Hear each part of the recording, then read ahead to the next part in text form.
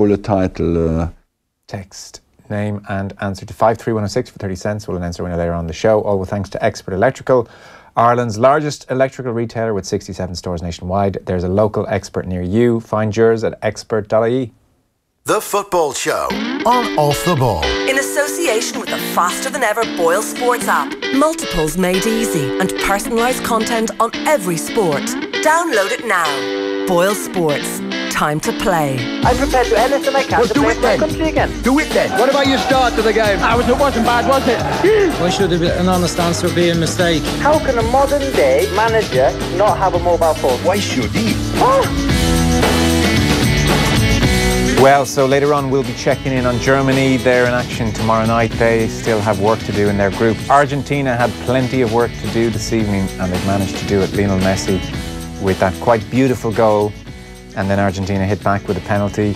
Mascherano alleged to have wrestled an opponent to the ground, which he did, but by the standards in this tournament it was only a semi-wrestle. And then with 4 or 5 minutes to go, Marcus Rojo scored for Argentina. Cue pandemonium, and Pat Nevin, good old middle finger salute from Diego Maradona, who was as interesting as everything on the pitch this evening. What a game this evening, eh? Yeah, it felt like the World Cup tonight, didn't it? Oh yeah, I'm so hyper about it today. To be honest, today was rubbish. I don't know if you watched the game with the French today. That stunk the place out. Oh, what a rotten game. Oh, it was rank. Nobody wanted to win the game. There was lots of boos and lots of whistles. That can happen sometimes. But now and again in group stages, final game, it happens. You know, you just kind of you shrug your shoulders and deal with it. However, tonight was totally and utterly different. And the hype, the excitement. I was in Samara this morning, which is right beside Kazakhstan. And it's utterly boiling there. I was there for the game last night between Russia and Uruguay, and this morning flew back up here to Moscow, and was watching the game here in a hotel in Moscow, and mayhem, absolute mayhem. And that's kind of what you want the World Cup to be. Still not hugely impressed with Argentina though. They were not impressive at all, but they found a way to get back into it, and they are just clung on with a fingernails, nothing else. The Messi goal was a thing of just pure perfection, really. Every touch, all three of them, they were all perfect. Yeah, you described it as beautiful there, and I'm going to struggle to get much better than that, because you don't often describe goals with that word there, but it's right. I mean, the first touch is heavenly, isn't it? Cushions it with his left foot, left knee, and then takes it down his left foot, touch on, right foot smashes it and past the goalkeeper. And he takes it early as well. So you're right, every single one of them in slow motion still looks like a piece of absolute gorgeous art. And when you see him do things like that, you know that there's nobody else that can do it with that elan, with that style. And it was a joyous, wonderful, gorgeous thing to see. We're kind of gutted that we've not seen it often enough. And by the way, we've completely forgot there was a fourth great touch there. The pass was a cracker as well. What a pass that was as well. So if you're going to get through, you want something special to do it, and that was an extra special goal. That's a World Cup goal that you will remember for a long, long time.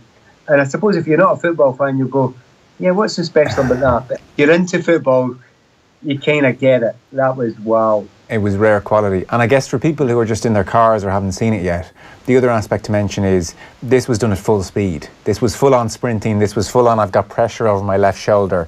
And I guess you'll appreciate this as someone who had speed.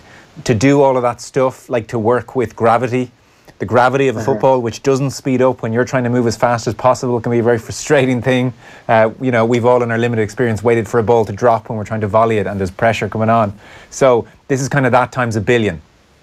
Yeah, I honestly look through the world of football.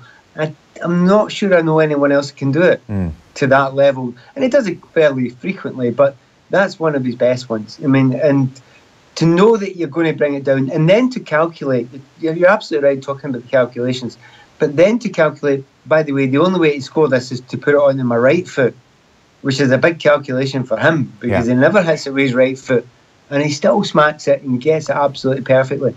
To be honest, even in slow motion, it looks spectacularly good.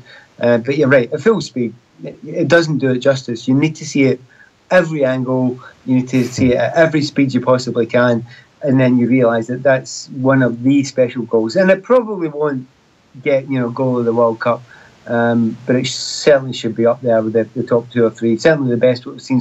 They always go for the one that's the really fancy hit from 25 yards out, and everyone goes, wow. That's much easier than that what we've just seen tonight. That's art. That's fantastic. It was artistic, all right.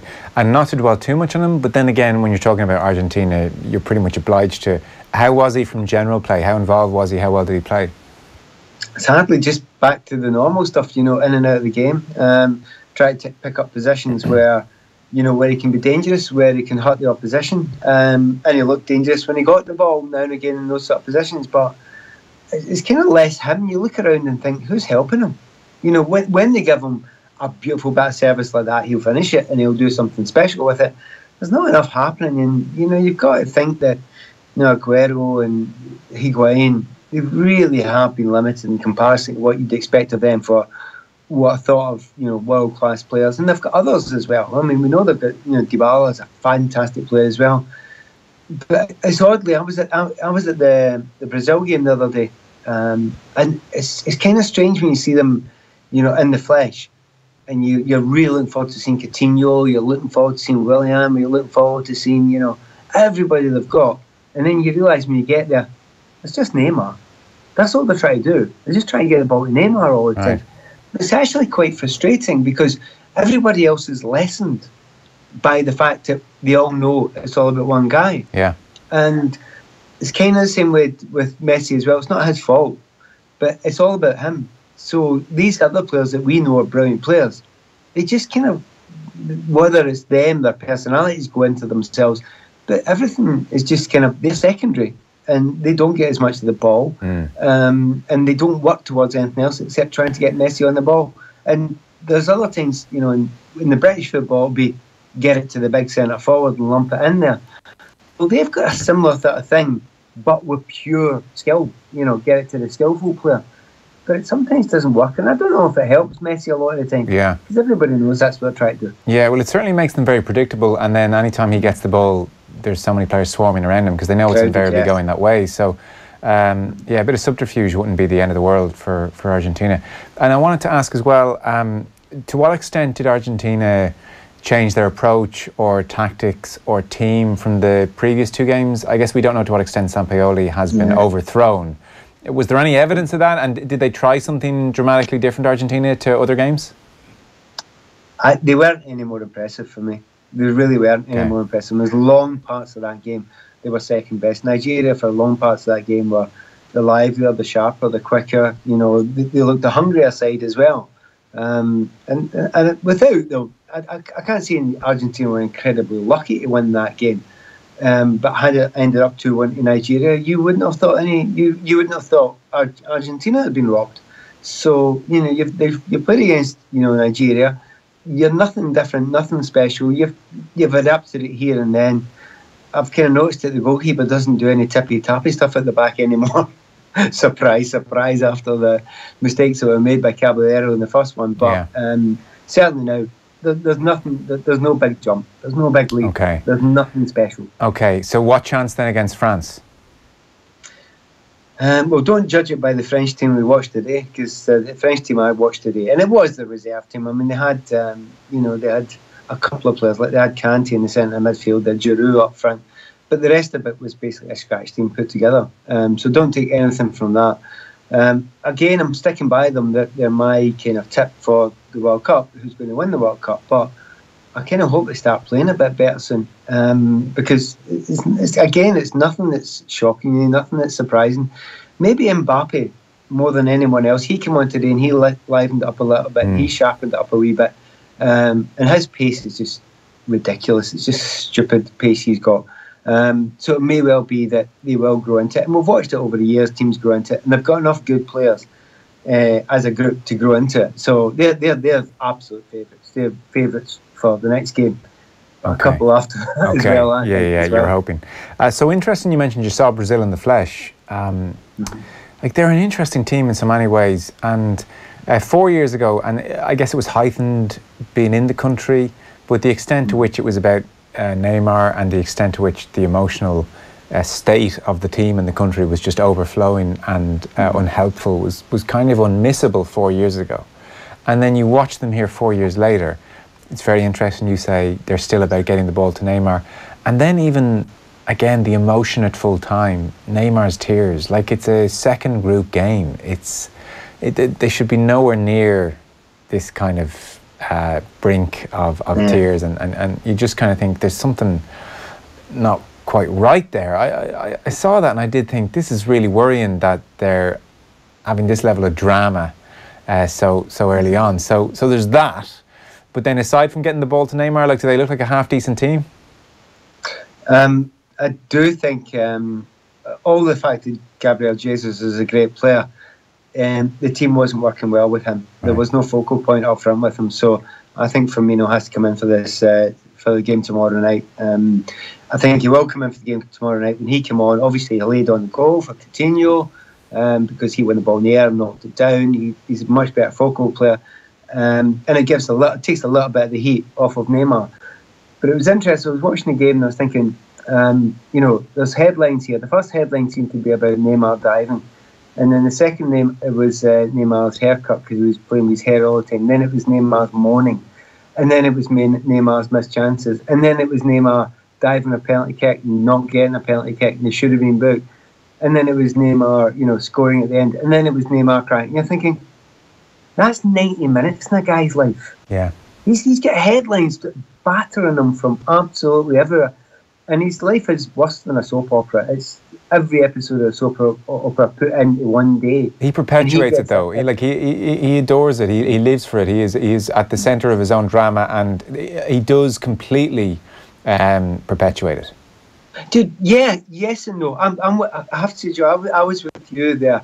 But I listened to, I was talking to Tim Vickery the other day, and nobody knows South American football more like him. And he's got a theory that he just thinks that Neymar's not mature enough to cope with it. And that, in actual fact, those tears weren't crocodile tears. Those tears were, I'm absolutely getting pummeled with this. I'm collapsing under the weight of this just now. And that's what kind of Tim thinks. Now, I wouldn't kind of disavow anything that Tim says because he tends to know his stuff. Yeah. And when I watched that roller coaster of mad emotions with that one guy, and I'm thinking, do you know when it's someone like Ronaldo doing it? You think, yeah, he knows what he's doing. He's on top of this. I mean, he's an agent. I've probably talked about it beforehand. And with Neymar, I'm just not sure. I'm just not sure. He may not be in control of it. He's on the edge. Yeah, I think he's right on the edge of it, and that's a danger. As you rightly say, that's a danger. Yeah, that's very interesting. Funny, Tim was on last night, and he's written a piece recently where he just talked about it's almost gotten away, keeping Neymar in check, like the horse is bolted, kind of a theory. And he was citing an example. It was 8 years ago, may have been a Brazilian underage match whereby I think it was Neymar didn't get to take a penalty or wasn't given a penalty. I'm not sure which. I think he didn't get to take it, and he had such a tantrum the game had to be abandoned. He wouldn't continue. It's no joke. I couldn't believe I hadn't heard about this before, and maybe it was a club level. But either way, he was suspended for a month. The coach said, this is unacceptable. You're suspended for a month. It was a coach level. And I think about a week into his month suspension, the chairman of the club said, yeah, we kind of prefer Neymar to you, coach, so you're sacked. And Tim was saying, that's look where we are at PSG. Look at Neymar's 3-day birthday celebrations. That's kind of been the story of his life and will be until the balance of power shifts when he's 32, 33, maybe a bit younger, and he's not clearly the most important player at most teams. So that's kind of what you're dealing with now. They have created a monster. You're right. He's created a monster, but a monster that's not mature enough to cope with it. Yeah. So you stick that all together, and you've got a real danger. And then you stick that on top of the fact that the entire nation's absolutely relying on. And then the team is. I wrote a piece the other day saying the best thing for Neymar would to give him less of the ball. It's the oddest thing to say. But actually give Coutinho a bit more of the ball. Play the ball out to the right. I was watching Willian the other day. He was getting dogs abuse for not playing well and being peripheral.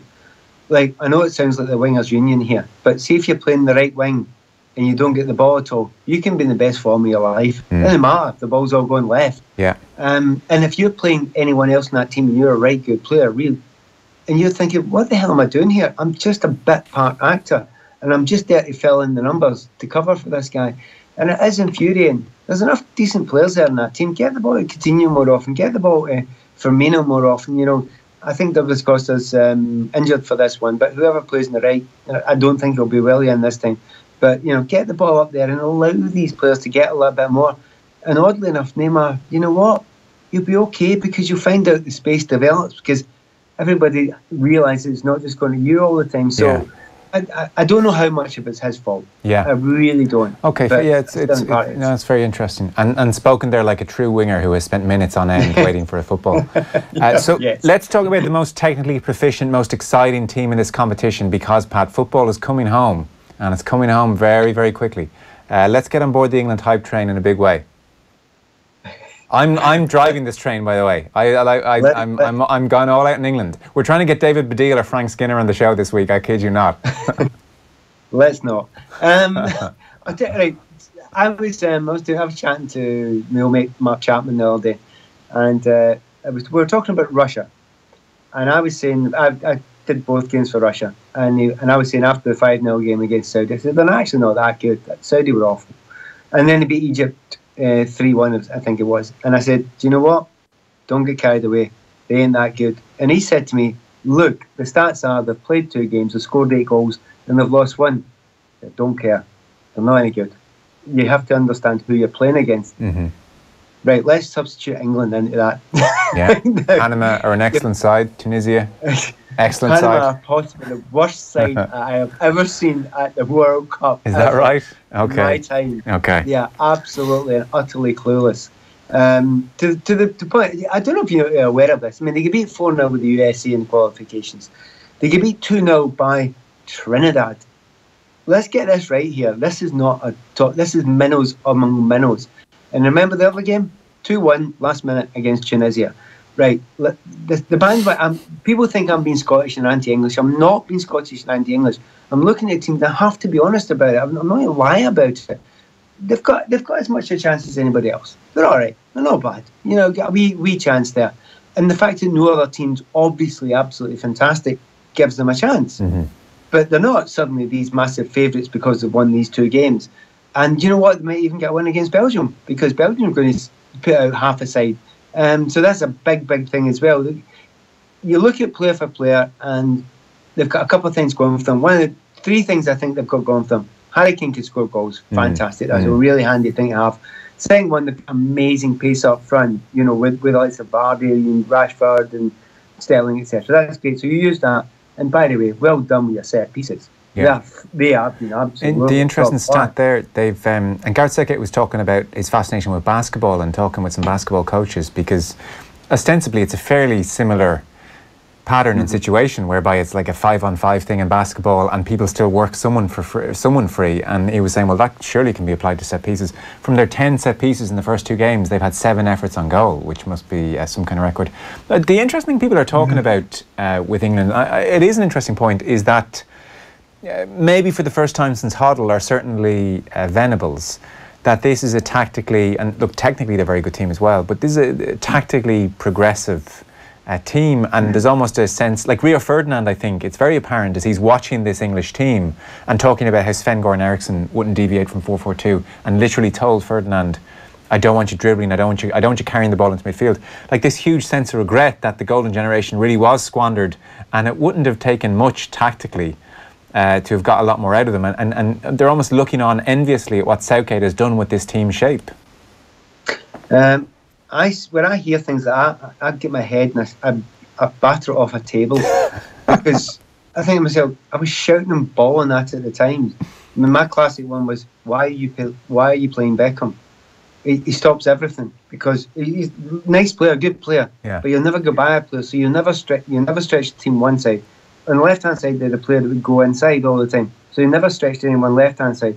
And people always ask the same question, why can't Lampard and Gerrard play together? I'll tell you why. Because your 2 wide men aren't stretching anybody. It's not rocket science. And for somebody who's played in those positions, it was so obvious. And then you hear them now come out and saying, or we weren't allowed to do anything different. You're thinking, yeah, God, I was saying that for so long. Anyway, they've got I don't know how adaptable they are just now. Okay. They're playing through the back, which, you know, to the English eyes looks as if, wow, three at the back, hey, special. Yeah. You can't keep on going with exactly the same idea all the way through the tournament.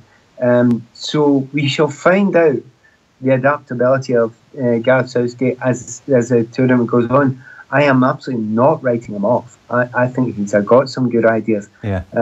Certainly the ideas of utilising the set pieces the way he has done so well. The one that led to the goal that Stones scored was a piece of brilliance. Now, you talk about basketball, that struck me more as special teams of American football, the way that ball was played. So, and I don't know if you know, their coach, the special teams, or it's not special teams, but the free kick coach is the Scottish guy. Oh, yeah. He came in just before the game against Scotland. Well, he was our spy, actually, because we scored 2 goals from set pieces in that one. But since then, he's done an absolutely brilliant job for them. Yeah. And it's well done, Gareth, knowing, right, where's their strengths? I know you must know the weaknesses, because you haven't got number 10. They've not got anybody creative in that area. Okay, live with that and adapt. I don't know if we've found out yet, but, you know, the biggest thing you can say from England's point of view just now is there's nobody running away with us. Absolutely nobody running away with this tournament yet. Nobody's thinking, oh, you'll never beat them. I can't actually say that. On the other hand, there's not that many teams left back in where I think England might not lose to them as well. Yeah.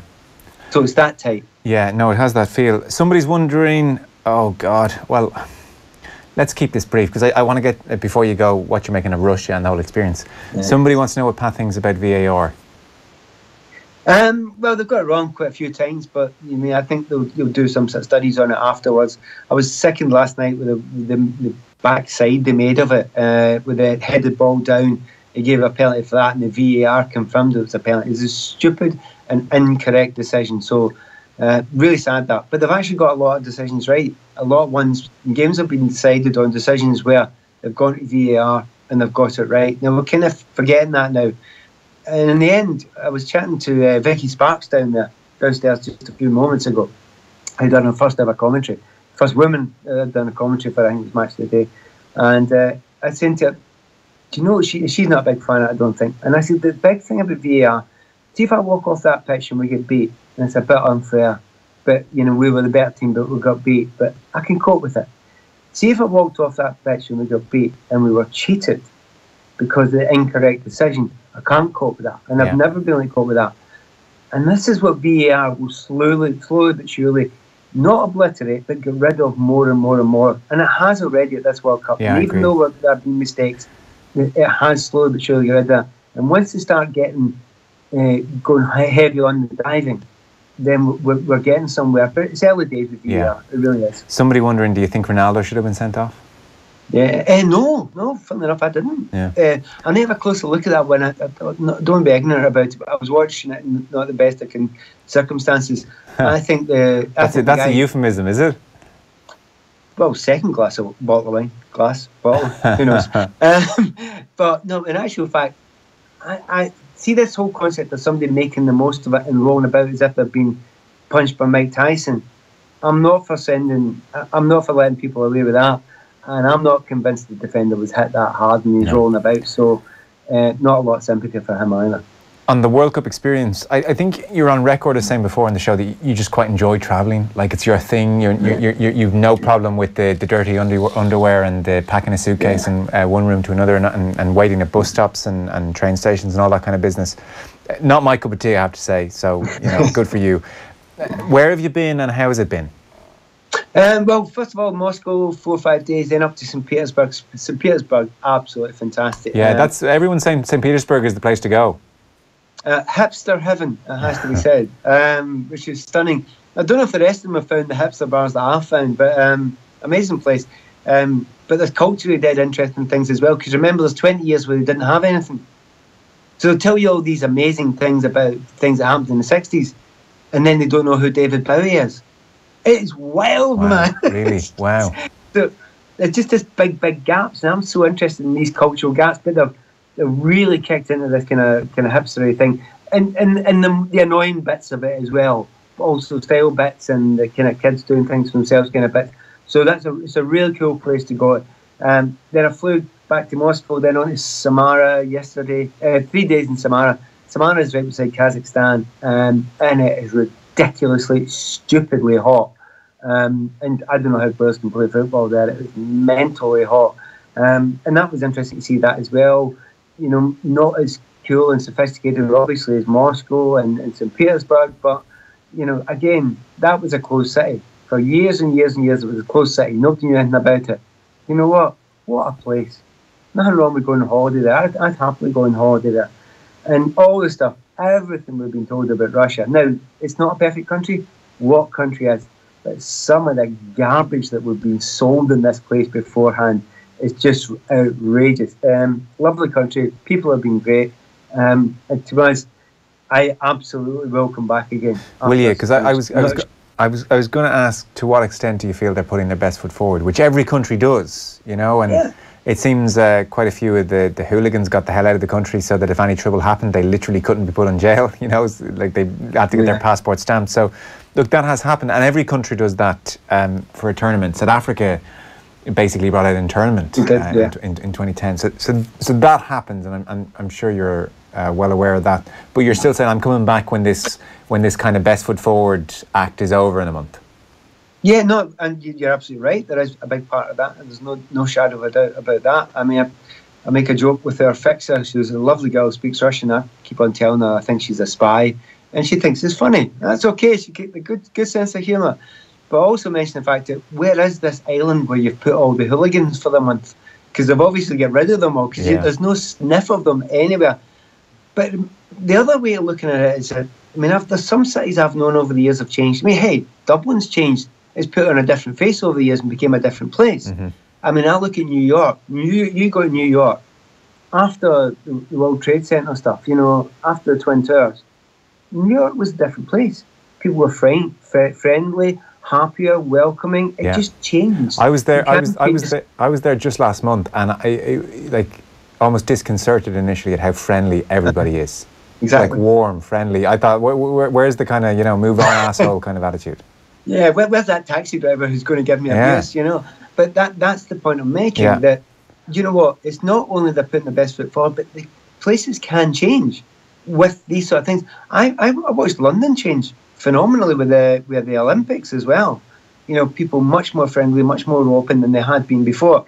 So whether it lasts or whether it doesn't, but I've watched a country mature, people mature, a city change, and they are different cities now. Now, it may well be that the Russians that I've talked to, and I talk to as many as I humanly possibly can here, they've never seen anything like this.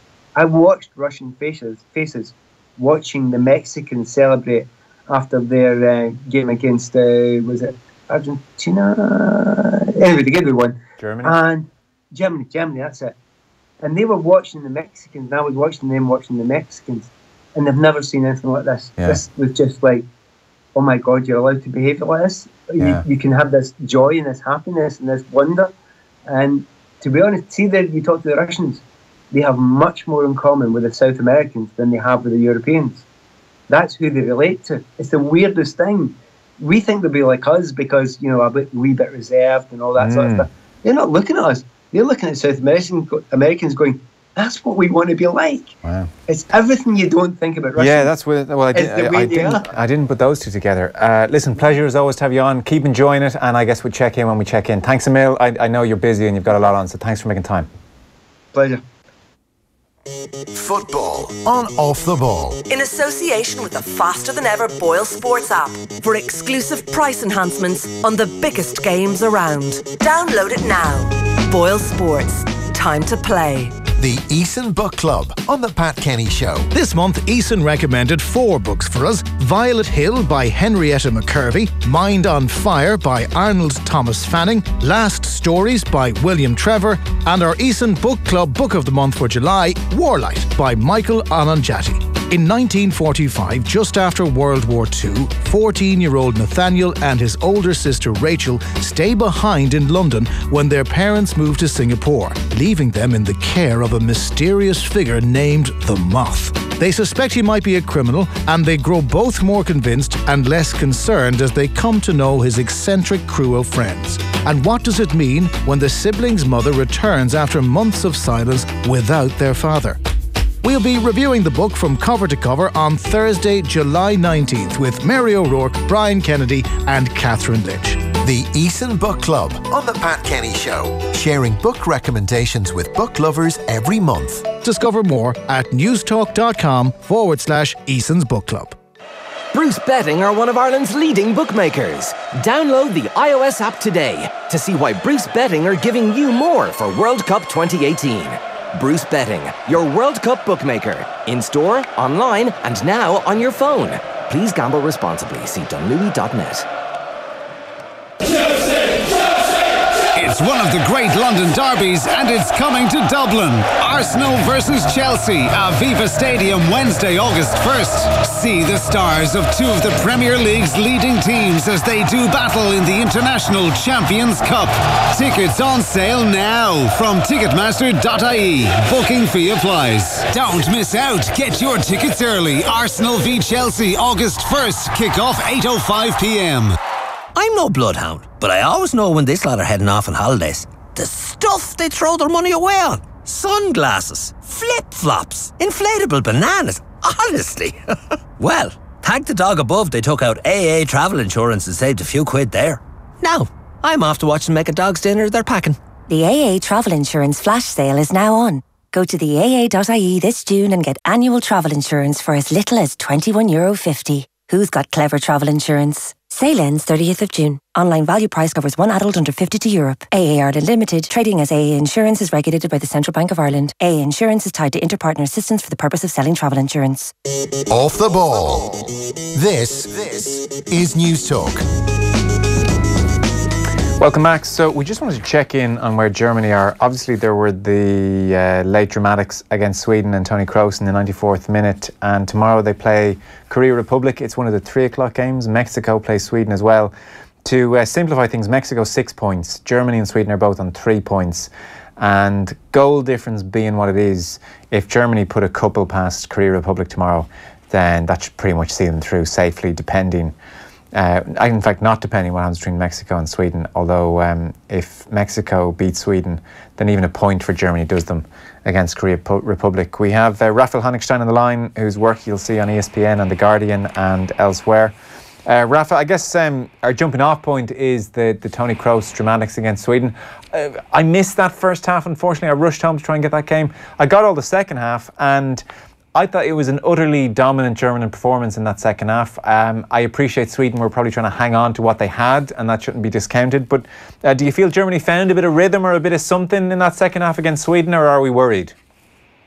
It was still a pretty uneven performance because they started well, they controlled the game well, but when Sebastian Rudy broke his nose and was replaced with İlkay Gündoğan, that bit of insecurity crept back into the game. Sweden then took the lead, and it took Germany a bit of time to recover from that. And then, of course, they lost Boateng as well in the last few minutes, and Löw rolled the dice, played only with one centre-back and one right-back, and everyone else was going forward. And they got a little bit lucky, of course, but they made their luck. And it's interesting now because they had a very clear idea of exactly what system they were going to play, what formation, what personnel.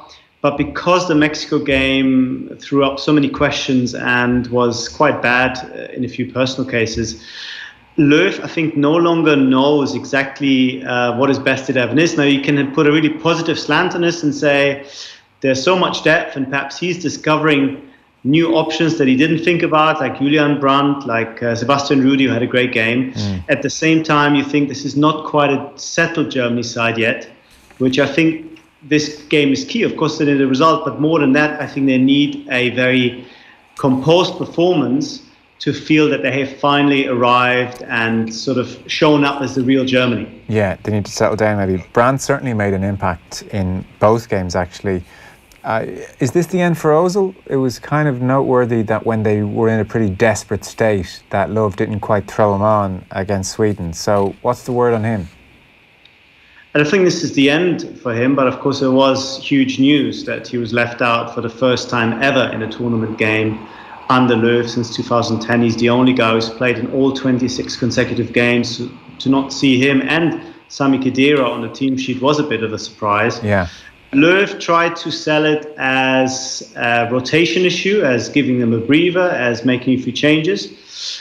But I think the kind of directness that worked in the end, of course, speaks a little bit against him. I still like to think that he has a major role to play, perhaps in a deeper role, where he played against Mexico for a bit. I think it's a good role for him. And with Rudy possibly not being able to play after his nose surgery, I think we might see him line up next to Kroos in a deeper role tomorrow night.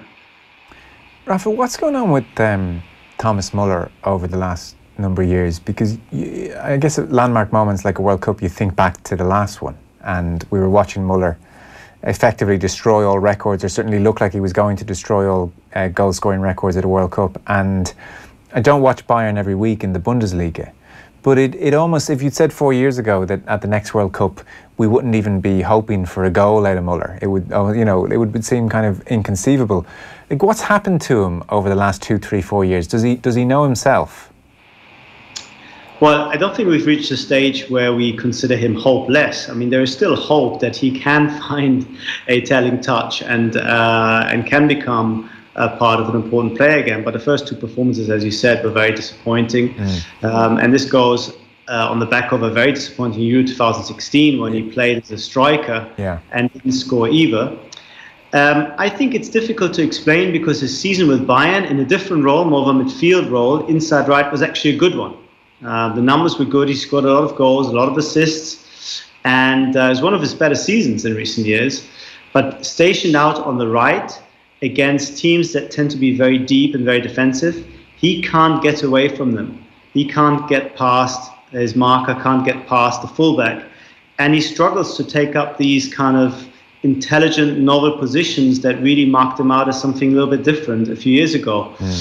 I still hope that it somehow comes good, but I think Löw is increasingly thinking, maybe this guy needs a rest as well. And it wouldn't be the biggest of surprises if he were to miss out against Korea. Okay, well, I guess I was going to ask, what are you expecting tomorrow? Is there a tradition in German football of the team being well and truly leaked? Does everybody know the team in Germany this evening, or will they know tomorrow morning, or is it hard to know? We've had some leaks, but they're usually sort of restricted to individual players being in and out. Okay, so sure. The fact that Antonio Rüdiger played in place of Hummels, who will be back a few days ago, leaked in the afternoon. But they've really clamped down over sort of wholesale leaks in recent years, and people find it much harder to find out in advance. I think the particular difficulty this time is that Löw has given absolutely no indication of who is going to be the starting 11. Before the first game, everybody knew what the starting 11 was, and the only surprise was Hector not playing, but he had a cold. So now I think we're almost starting with a clean slate.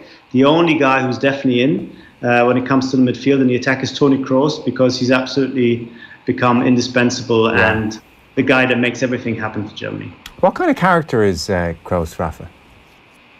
Well, Kroos grew up in not the biggest town in the world, in the northeast, in what was then the former GDR. I think still for a couple of months after his birth. And, he's seen as somebody who's very cold, very calculated, not your typical stereotypical German midfielder who sweats and bleeds and maybe fouls the odd opponent to sort of send a signal to the rank and file. He does things with the ball, and I think there's always been question marks because of his character and his personnel and his temperament a little bit. 2014 put them to bed, but now without Lahm, without Schweinsteiger, without Khedira perhaps even, who's had no impact, not a positive one, he's become the central figure. And I think he's become a guy that is becoming more appreciated because he gives Germany a platform, a little bit like Real Madrid, where even when they're not having a great game, they can just pass and pass and pass until the opposition just get a little bit tired and they find ways of creating chances as long as he's playing. And I think that is not a traditional role that Germany, because of its footballing culture, had much sort of appreciation of, but it's changing. And I think he is really driving that change. Yeah, it was an amazing moment when he whips in that free kick. Keith Andrews, former Irish international, was on the TV that night, and he made a point I hadn't really thought about, but I guess maybe it's an insight into a player's mind. He was sort of saying it would have probably crossed Kroos's mind that, you know, the safe option for me here is to just put the ball in the box. Just cross the ball in, and even if someone doesn't get their head to it, no one's going to turn around and say, what were you doing? But if he puts that 3 yards outside the post and whips it wide and the ball goes dead, everyone turns and says, you greedy so-and-so, this was our last chance. And that might have crossed his mind. So there was a certain strength of character to say, I'm weighing up the options here, and me having a crack at that back post is the best thing to do. And if it doesn't work out and I take some flack, then so be it. It was a nice insight from Andrews, and I guess a brief glimpse into the fact that Kroos has blossomed into the de facto leader. Yeah, I mean, he's never really cared about outside opinion. Right. And at times I felt as if he was playing his own game and perhaps shouldn't even be a team player. But he's reached a level where he's become so good that people no longer mind, because he can lift them to his level to a certain extent. What he did, I think, against Sweden was remarkable for a number of reasons. One, as you said, not just going through his mind, but certainly his teammates. Mats Hummels on the sideline screaming, please cross it, cross it, cross it. Right. And of course he doesn't. Thinking, as he said later, all those crosses against those big Swedish guys have done absolutely nothing for us. I'm going to have to try something different. And also the alertness of mind to say to Royce, you know what, if we just move the ball 1.5 meters further into the playing area, I get a bit of better angle. Yeah.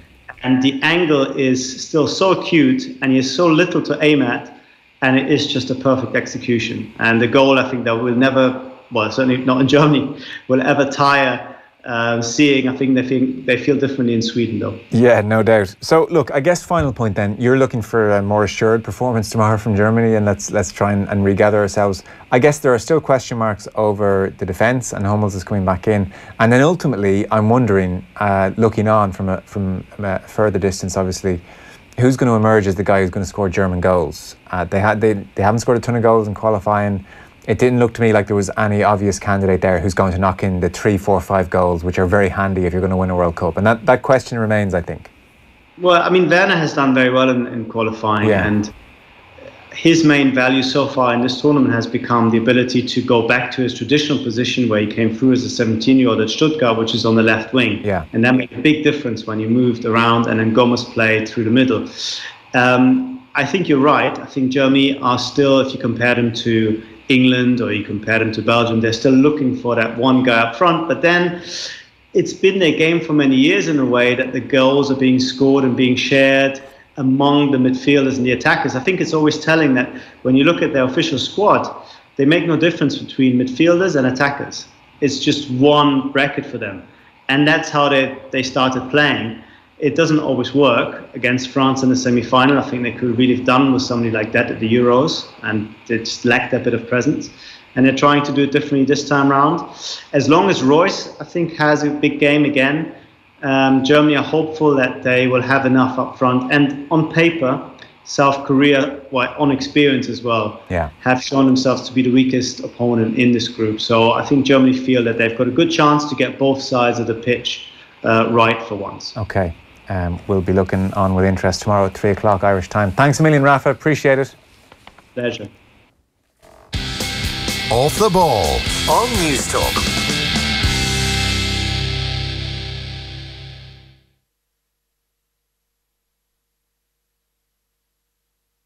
Here in Athlone, you're at the heart of summer fun. Slide the world's largest water slide, sail Ireland's longest river, soar through Ireland's first treetop adventure, and still you've barely scratched the surface. I'm Viking Mike, and for family fun all summer in Athlone's Lakelands, you're at the heart of it. For all there is to see and do, visit athlone.ie. Cash for Clubs is back. Last year, our hockey club in Bray won the top prize of €10,000. Be in with a chance of winning thousands for your local club by fueling up at Circle K. Find out more by registering today on playerpark.ie. See playerpark.ie for details. Promotion ends on Sunday, 19th of August. We all want to build a better health service, and to do that, we need to hear from people using our services day to day. All adults who finish to stay in a general hospital during May are being invited to share their experience by taking part in the National Patient Experience Survey. Patients will be contacted after they leave hospital and invited to take part. For more information, visit patientexperience.ie. From the HSE, the Health Information and Quality Authority and the Department of Health.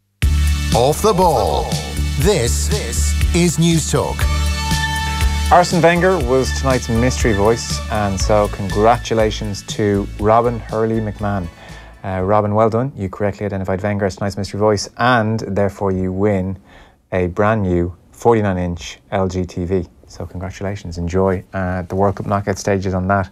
It's all with thanks to our friends at Expert Electrical, Ireland's largest electrical retailer.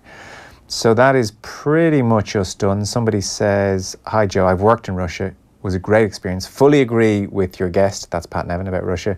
I worked in Siberia. I have loads of Russian friends. They took such great care of me while I was there, says Damien in Mallow. Yeah, I guess, look, we're all human, aren't we, at the end of the day? But it's good to hear all reports seem to be really good from everybody that we've spoken to right across Russia. We're pretty much done this evening. OTBAM is live tomorrow, 7:45, all our social channels. The lads were right across the Kildare versus Croke Park story this morning. Who knows what news we'll have tomorrow? At the moment, there's nothing. There's rumours of a deal of some sort being thrashed out, but they could be completely ill-founded. Who knows? I mean, we're into Wednesday now. This thing needs to be sorted out very soon. The lads will be right across it with the breaking news as it happens tomorrow morning, all our social channels. Then we are back 7 o'clock on the radio, World Cup Daily along around midday as well on our social channels. So you're well served right across the afternoon. Tom Dunn is on the way next, and we'll talk to you tomorrow.